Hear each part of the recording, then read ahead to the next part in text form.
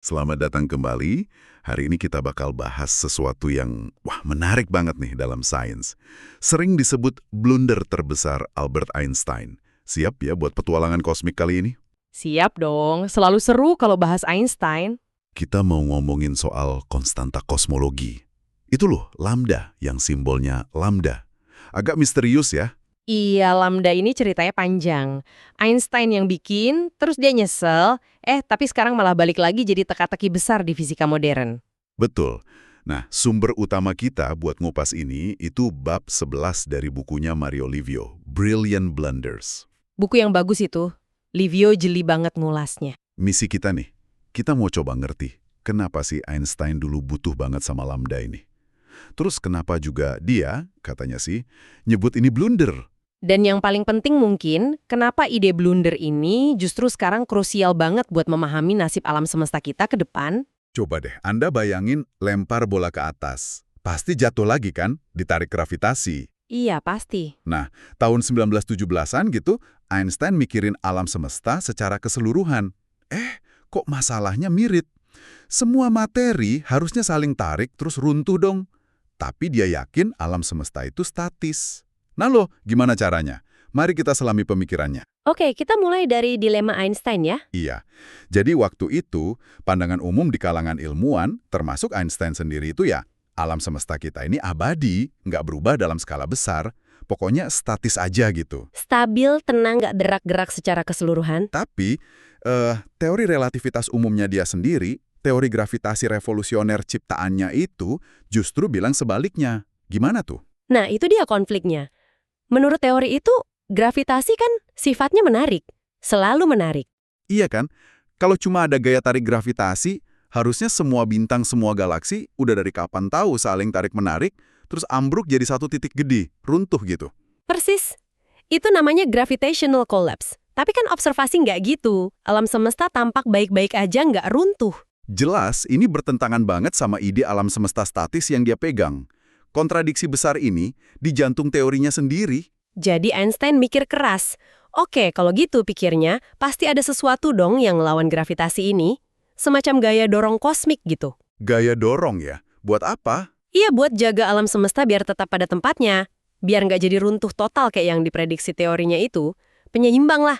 Oke. Jadi untuk memperbaiki teorinya biar cocok sama keyakinan alam semesta statis ya? Betul, disitulah konstanta kosmologi, si lambda ini lahir. Einstein nambahin satu suku baru di persamaan relativitas umumnya. Suku baru. Rumit nggak tuh? Secara konsep, sederhananya gini, suku tambahan ini fungsinya kayak anti-gravitasi, gaya tolak. Tapi bukan gaya tolak biasa. Maksudnya? Gaya tolak ini unik. Dia itu melekat pada ruang hampa itu sendiri. Jadi ruang kosong pun punya dorongan keluar. Wow, ruang hampa mendorong. Iya, dan anehnya lagi, gaya tolak ini makin kuat kalau jaraknya makin jauh. Kebalikan banget sama gravitasi yang makin jauh, makin lemah kan? Oh iya. Gravitasi kan melemah kuadratik. Ini malah menguat. Benar. Tujuannya Einstein jelas banget. Dia pengen bikin model matematis alam semesta yang konsisten sama keyakinan waktu itu. Alam semesta yang statis, homogen, ukurannya tetap, abadi. Itukah yang disebut alam semesta Einstein? Tepat sekali. Itu model kosmologi pertama yang dibangun dari relativitas umum. Secara filosofis dia suka ya sama model ini? Banget. Dia merasa ini pas, alam semesta jadi terbatas tapi nggak punya tepi. Kayak permukaan bola gitu. Anda jalan lurus terus, nggak akan nemu ujung, tapi luasnya terbatas. Menarik analoginya. Terus, ini juga kayaknya sejalan sama idenya Ernst Mach, yang bilang inersia benda itu dipengaruhi semua materi lain di alam semesta. Einstein pengen idenya Mach ini masuk ke teorinya. Dan juga katanya biar nggak pusing mikirin kondisi di ujung alam semesta ya. Kalau tak terhingga kan susah nentuinnya. Iya, itu juga salah satu keuntungannya. Jadi nggak perlu boundary conditions di tak hingga. Kedengarannya solusi yang cerdas dan elegan ya. Alam semesta yang sempurna, stabil, abadi. Tapi, kok akhirnya malah dibilang blunder, pasti ada masalahnya dong. Dia bilang keseimbangan di alam semesta Einstein ini rapuh banget. Rapuh. Contohnya? Eddington ngasih yang analogi kayak mencoba nyimbangin pensil di ujungnya yang tajam. Susah banget kan? Keseimbangannya tuh ada, tapi goyang dikit aja. Jatuh. Bruk. Nah, alam semesta Einstein juga gitu. Sedikit aja ada gangguan, misalnya ada kerapatan materi yang nggak rata, dikit aja, dia bakal langsung nggak seimbang. Bisa jadi langsung runtuh, atau malah mengembang nggak terkendali. Wah, jadi nggak bisa statis beneran dong ya kalau gitu? Nggak bisa, keseimbangannya itu unstable equilibrium. Terus ada model lain dari Willem de Sitter. Dia juga pakai lambda, tapi modelnya itu kosong, nggak ada materi. Kosong. Terus gunanya apa? Ya, itu dia. Begitu kita coba masukin materi sedikit aja ke model de Sitter, benda-benda di dalamnya malah pada saling menjauh. Jelas nggak statis juga kan jadinya? Oke. Jadi model statis pakai lambda ini problematik ya secara stabilitas. Ada masalah lain? Ada. Pukulan berikutnya malah dari teori itu sendiri. Ini dari matematikawan Rusia Alexander Friedman tahun 1922. Friedman. Dia nemuin apa? Dia nunjukin sesuatu yang fundamental banget. Ternyata persamaan asli Einstein bahkan yang tanpa ditambangin lambda, itu secara alami udah punya solusi di mana alam semesta itu dinamis. Bisa ngembang, bisa nyusut. Tunggu. Jadi tanpa lambda pun, teori Einstein memang udah bisa ngasih solusi alam semesta yang nggak statis. Persis, Friedman nunjukin kalau statis itu cuma satu kemungkinan yang sangat spesifik dan nggak stabil. Solusi yang lebih umum itu justru dinamis, mengembang atau menyusut. Tis itu kayak agak memaksakan kehendak ke teori gitu. Oke. Teori udah nunjukin bisa dinamis, terus pamungkasnya apa nih yang bikin ide statis runtuh? Bukti pengamatan, ini yang paling nggak bisa dibantah. Pertama dari George Lemaitre, tahun 1927. Meskipun awalnya kurang dapat perhatian. Lemaitre itu pendeta dan fisikawan Belgia itu kan ya? Betul. Dia juga ngusulin alam semesta mengembang dari atom purba. Tapi yang benar-benar bikin heboh itu Edwin Hubble tahun 1929. Hubble. Teleskop itu namanya dari dia kan? Iya. Hubble pakai teleskop Mount Wilson yang paling canggih saat itu, ngamatin galaksi-galaksi jauh. Dia nemuin pola yang jelas banget. Pola apa tuh? Galaksi-galaksi itu bergerak menjauh dari kita, dan kecepatannya proporsional sama jaraknya. Makin jauh galaksinya, makin cepat dia kabur dari kita. Itu hukum Hubble ya? Iya, hukum Hubble-Lemaitre sekarang disebutnya. Kesimpulannya cuma satu, alam semesta kita ini mengembang, nggak statis sama sekali. Wow. Ini pasti pukulan telak buat Einstein ya? Teorinya sendiri memungkinkan, dan sekarang observasi membuktikan. Banget. Penemuan alam semesta mengembang ini benar-benar mengubah segalanya. Einstein langsung sadar. Sadar gimana? Ya dia sadar kalau alam semesta memang udah dari sananya mengembang, ya buat apa lagi ada lambda. Nggak perlu lagi gaya tolak buat nahan keruntuhan gravitasi. Oh iya juga ya. Kalau udah ngembang, gravitasi malah jadi kayak rem dong ya, nggak bikin runtuh. Tepat. Gravitasi sekarang fungsinya cuma memperlambat laju ekspansi, bukan ancaman yang harus dilawan mati-matian pakai lambda. Jadi dia buang lambdanya. Iya, secara formal dia hapus itu dari teorinya. Ada publikasi bareng di Sitter tahun 1931 dan 1932, mereka bikin model alam semesta dinamis yang paling sederhana, ya udah nggak pakai lambda lagi. Lega dong dia bisa balik ke persamaan asli yang lebih simpel dan elegan. Kelihatannya sih gitu. Dia memang lebih suka teori yang bersih secara matematis. Oke, nah. Disinilah kita sampai ke kutipan legendaris itu. Yang katanya Einstein bilang lambda itu blunder terbesar dalam hidupnya. Ini beneran nggak sih? Soalnya sering banget dikutip. Nah, ini bagian paling menarik yang diungkap Livio di bukunya. Ternyata bukti kalau Einstein beneran ngomong gitu tentang lambda itu goyah banget. Oh ya? Kok bisa? Padahal udah kayak fakta umum gitu. Sumber utamanya cuma satu orang, fisikawan George Gamow. Gamow ini dikenal humoris, suka cerita. Tapi kadang ya, agak nambah-nambahin biar seru. Dia Mamov yang mana nih? Yang sama Alford dan Herman. Prediksi CMB itu bukan? Iya, dia. Nah, Gamow nulis di beberapa bukunya, katanya pas lagi jalan-jalan santai sama Einstein, Einstein ngaku kalau nambahin lambda itu adalah blunder terbesarnya. Terus, kenapa diragukan? Livio nunjukin beberapa hal. Pertama, catatan dari Steven Brunauer. Brunauer ini yang rekrut Einstein sama Gamow jadi konsultan Angkatan Laut AS pas perang. Oke, terus? Brunauer ini bilang kalau klaim Gamow soal seberapa sering dia ketemu dan ngobrol sama Einstein itu nggak benar. Kayaknya Gamow agak mendramatisir kedekatannya sama Einstein. Wah, jadi saksi kuncinya kurang bisa dipercaya ya? Bisa dibilang gitu. Sumbernya tunggal dari orang yang mungkin punya tendensi melebih-lebihkan. Jadi kita mesti hati-hati nerima cerita itu sebagai fakta. Ada nggak sih catatan lain soal penyesalan Einstein yang lebih kuat? Ada, dan ini lebih solid. Livio ngutip buku harian Linus Pauling tahun 1954. Pauling ini kan pemenang Nobel Kimia dan Perdamaian. Iya, tahu. Di buku hariannya ada apa? Pauling nyatet Einstein pernah bilang ke dia kalau ada satu kesalahan besar dalam hidupnya. Tapi bukan lambda. Terus apa dong? Menandatangani surat ke Presiden Roosevelt yang isinya mendorong Amerika bikin bom atom. Nah, itu penyesalan yang sifatnya etis dan moral. Dan ada catatannya yang lebih kredibel. Wah, beda banget ya konteksnya. Jadi kemungkinan besar cerita blunder terbesar soal lambda itu cuma mitos populer aja. Kemungkinan besar begitu, atau setidaknya interpretasi Gamow yang terlalu dilebih-lebihin. Lantas, kalau bukan blunder terbesar, kenapa Einstein sendiri kayaknya nggak suka sama lambda setelah tahu alam semesta mengembang? Nah, ini yang penting. Alasan dia nggak suka itu lebih ke soal estetika dan motivasi awal. Dia ngerasa nambahin lambda itu bikin persamaan relativitas umumnya jadi jelek, merusak keindahan formalnya.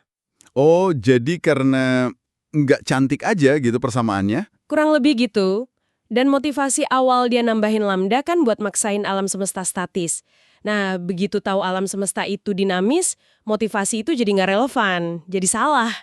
Jadi lambda tuh kayak tambalan yang nggak elegan dan dasarnya keliru. Ya, Ya, meskipun secara teori masih mungkin aja ada. persis. Bukan karena lambda itu salah secara fundamental dalam kerangka relativitas umum, tapi karena terasa kotor, nggak perlu, dan lahir dari asumsi awal yang salah. Dia lebih suka teori yang minimalis dan elegan. Oke, paham sekarang. Jadi lambda dibuanglah ke tong sampah sejarah sains. Dianggap ide usang, sisa dari usaha yang keliru. Udah, gitu aja ceritanya. Eits, tunggu dulu. Ini belum selesai. Justru di sini plot twist-nya. Ada plot twist, apaan tuh?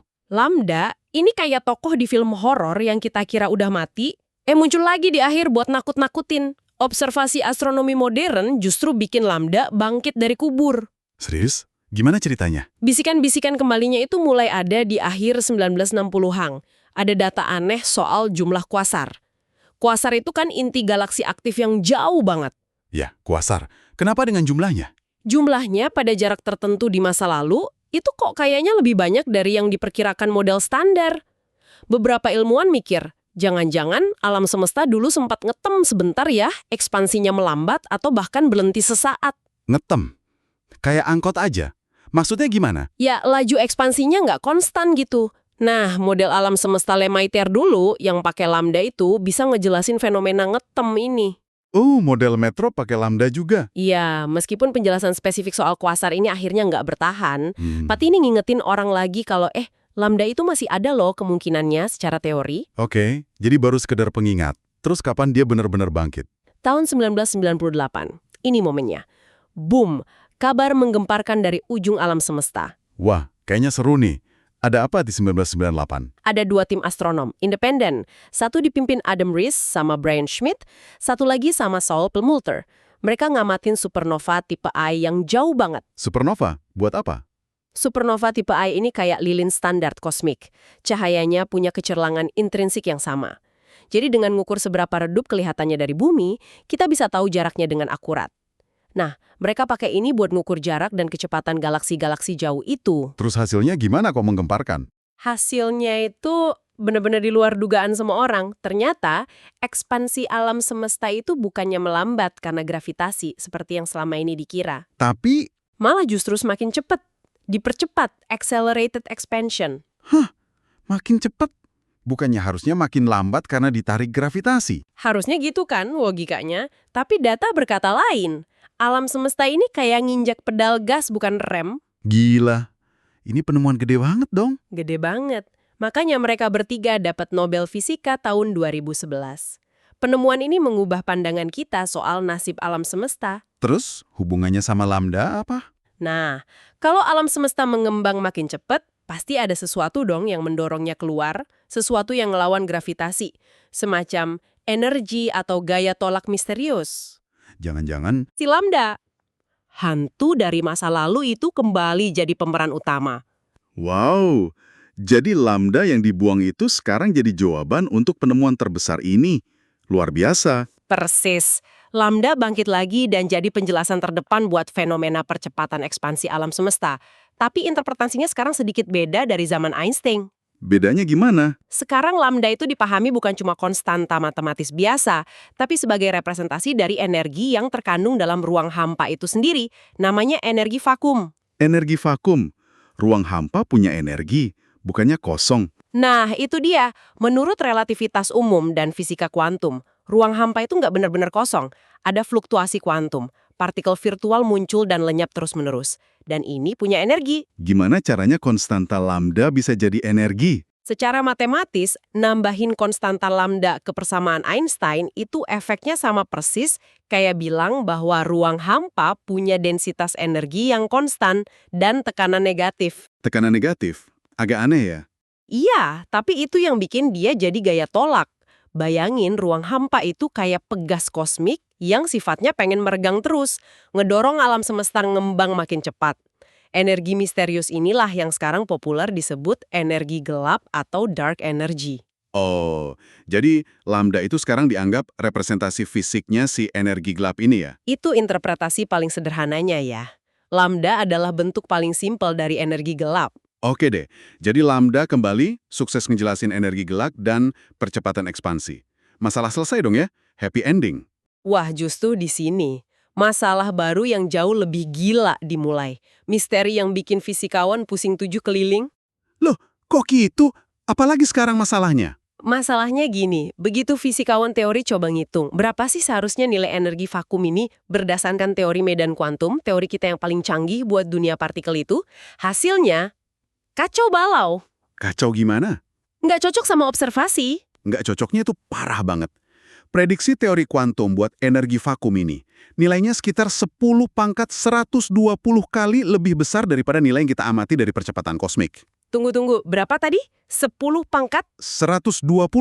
Angka 1 diikuti 120 nol. Astaga, itu nggak masuk akal. Itu bedanya bukan lagi jauh, tapi udah kosmik banget bedanya. Persis.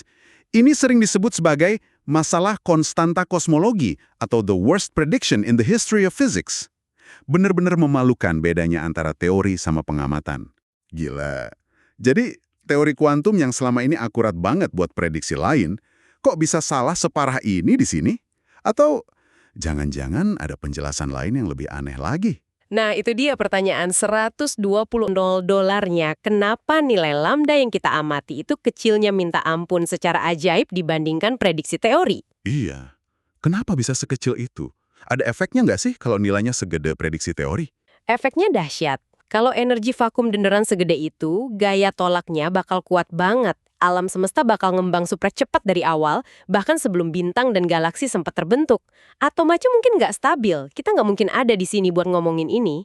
Jadi, fakta bahwa kita ada di sini itu udah nunjukin kalau lambda nilainya pasti kecil ya? Betul. Ini yang membawa kita ke gagasan yang sangat spekulatif, tapi makin sering dibahas. Namanya penalaran antropik dan konsep multiverse. Multiverse. Alam semesta jamak. Wah, makin seru nih. Gimana hubungannya? Idenya, yang dipopulerkan fisikawan Steven Weinberg berdasarkan gagasan Brandon Carter, kira-kira gini.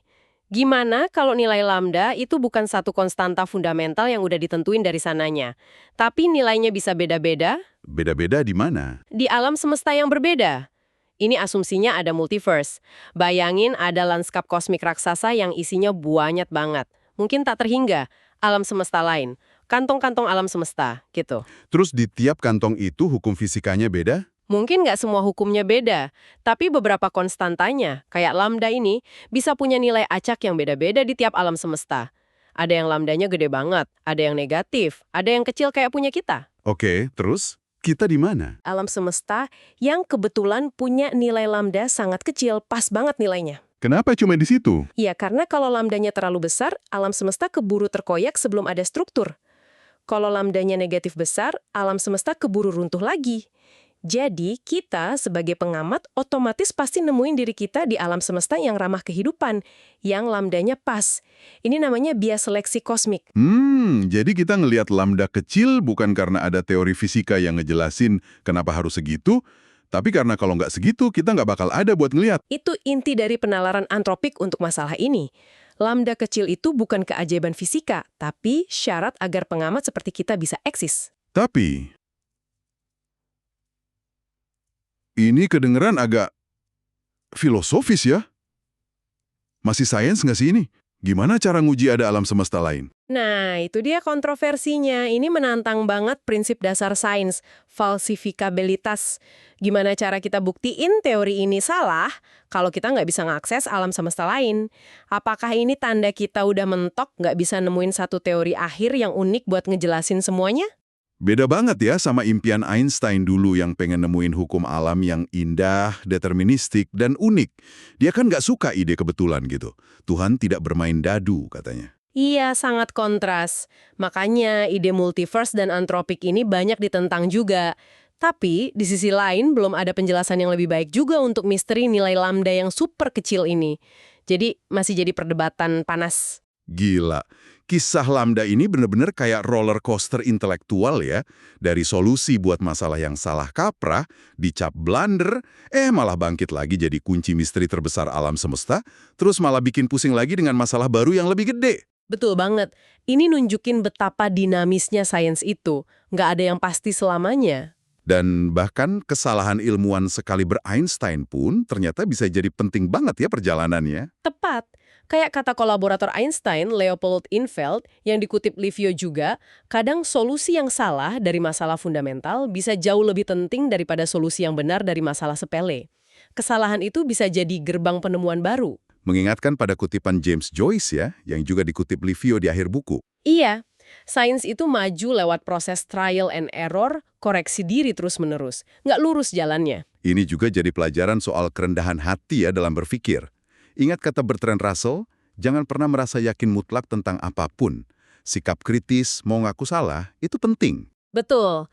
Dan mungkin pada akhirnya yang paling penting itu bukan cuma nemuin jawaban akhirnya, tapi semangat pencariannya itu sendiri. Maksudnya? Einstein sendiri pernah ngutip Lessing, filsuf Jerman. Katanya kalau Tuhan nawarin kebenaran mutlak di tangan kanan dan pencarian kebenaran abadi yang nggak pernah selesai di tangan kiri, dia bakal milih tangan kiri. Wah, dalam juga ya. Jadi proses mencari itu sendiri yang berharga. Aspirasi menuju kebenaran, gitu katanya. Meskipun jalannya penuh lika-liku, penuh blunder dan revisi kayak kisah Lambda ini. Oke, jadi kita udah ngelewatin perjalanan luar biasa sih konstanta kosmologi ini ya. Mulai dari kebutuhan Einstein buat alam semesta statis, penyesalannya yang mungkin dilebih-lebihkan, sampai kebangkitannya jadi energi gelap yang mempercepat kosmos. Dan akhirnya membawa kita ke teka-teki paling mutakhir. Kenapa nilainya sekecil ini? Dan kemungkinan adanya multiverse yang, wah, bikin mikir ulang soal realitas itu sendiri. Nah, buat Anda pendengar kami, kisah Lambda ini contoh sempurna gimana sains bekerja di garis depan. Ide lahir, diuji, kadang dibuang, bisa dihidupkan lagi dalam konteks baru dengan pemahaman baru. Nggak ada jalan lurus mulus ke kebenaran absolut, tapi lebih kayak eksplorasi yang seru, penuh drama, dan misteri yang terus berkembang. Mungkin sebagai penutup, ada satu pertanyaan provokatif yang bisa kita bawa pulang. Misteri energi vakum dan gagasan multiverse ini benar-benar mengguncang fondasi pemahaman kita tentang alam semesta. Pertanyaan apa tuh? Jangan-jangan, hukum fisika yang kita kenal dan banggakan ini sebenarnya nggak fundamental-fundamental amat, nggak berlaku universal di semua tempat. Maksudnya gimana? Jangan-jangan hukum fisika kita ini cuma sekadar aturan main lokal aja yang kebetulan berlaku di sudut kecil multiverse tempat kita tinggal ini. Aturan yang pas buat kita bisa ada. Kalau gitu, apa artinya ini buat konsep kita tentang realitas itu sendiri? Apakah ada kebenaran yang lebih dalam di luar sana? Wah, itu beneran sesuatu buat direnungkan ya. Bikin pusing sekaligus penasaran. Oke deh. Sesuatu untuk dipikirkan. Sampai pertemuan kita berikutnya. Terima kasih banyak sudah bergabung bersama kami dalam penjelajahan mendalam kali ini. Sampai jumpa lagi di pembahasan berikutnya.